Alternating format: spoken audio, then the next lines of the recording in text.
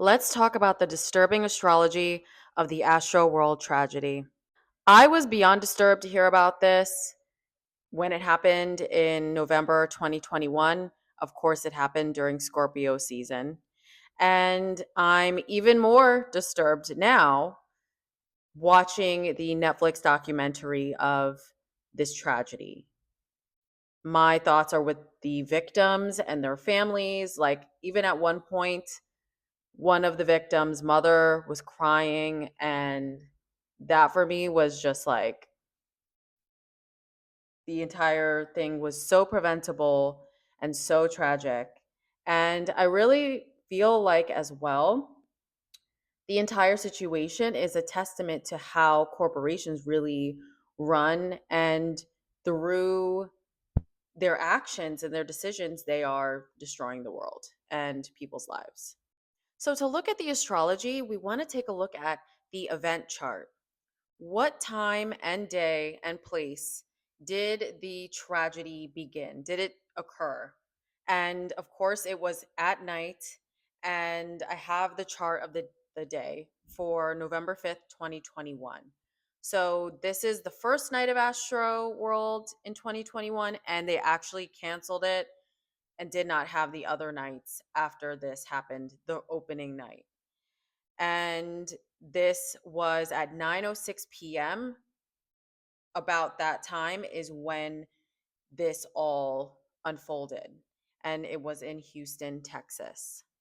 So, we really want to take a look at the chart, and we want to look at where is the sun? Where is Mars? Where are the malefic planets? Because we're talking about a tragedy, a crowd surge, and negligence, and quite literally. So, as I said, the sun was in Scorpio that day, and Scorpio rules over unaliving. Scorpio's ruler is Pluto, the lord of the underworld. So, Scorpio can bring crisis and quite literal unaliving. This makes it an even more potent for extremely dark magic. And I have seen some people say some things looking at the I'm a witch, okay? So,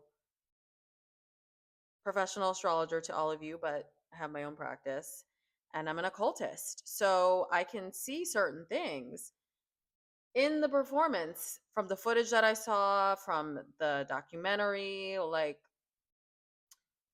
it was looking very dark.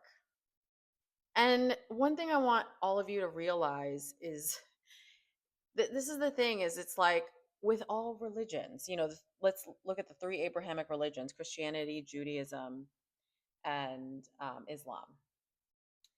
There's bad people in in those religions, right? There's dark ways that they are carrying out their agenda and using the religion for bad. So just like that, there are people who use, you know, dark forces to their benefit, but it's actually hurting the people around them. They're just bad people. There are light, and I hate to say, like, light is good, because there's also false light, and it's playing into some archetypes around whiteness and everything. But there are good people in every practice, and there are bad people. So that's all I'm going to say about that. I don't want to get down the conspiracy hole, but just to comment on everyone saying that they think it was a ritual, that 13-degree Scorpio sun is a very potent astrological doorway for dark magic. Just allegedly. Okay. So we've got the sun in Scorpio, and then we have Mars in conjunction. And Mars is in Scorpio. Mars is in rulership. Mars is at home in Scorpio.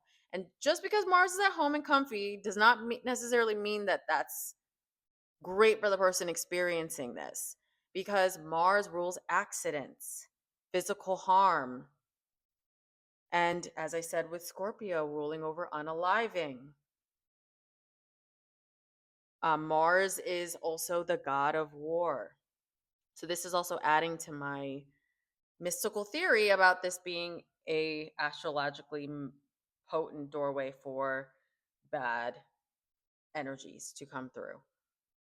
Again, I'm not blaming magic on this. So just everyone knows that. Not blaming magic on this, but it's a doorway. But there are other things like negligence, poor planning, and him literally not caring about his fans.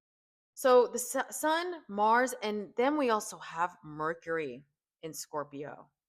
And Mercury, it rules over the lungs. And watching the documentary, you see that people were in a crowd surge. They were being pressed against each other in that back area, in the middle of the crowd, and people were suffocating. People were, don't want to get too graphic, but it's very disturbing. So Mercury's in the mix, ruling the lungs. In Scorpio, the sign of unaliving. So that is what popped out to me on in the chart first. But then we also have Mars. Remember the god of war, accidents, aggression, violence, crisis, emergencies. Mars is forming a square to Saturn. At home as well in Aquarius, and Aquarius represents large groups, communities. And Mars and Saturn are malefics. These are the most challenging planets in astrology. And this is ancient. This is an ancient classification. But Mars and Saturn forming a square like this, that is a challenging connection. So we've got Mars and Scorpio, square, like challenging connection, hard aspect, challenging connection, hard aspect to Saturn in Aquarius. And Saturn rules over restriction. Saturn is also abuses of authority, and it's at home in Aquarius, large groups, harsh lessons. So I also wanted to comment a little bit on Travis Scott's chart because at that time, he was experiencing his Saturn return in Aquarius. He is a Taurus sun and he has Sun square Saturn. And that Taurus sun that he has, all of that Scorpio is forming an opposition to his sun. And this together is forming a fixed T square. So that day he learned a harsh lesson.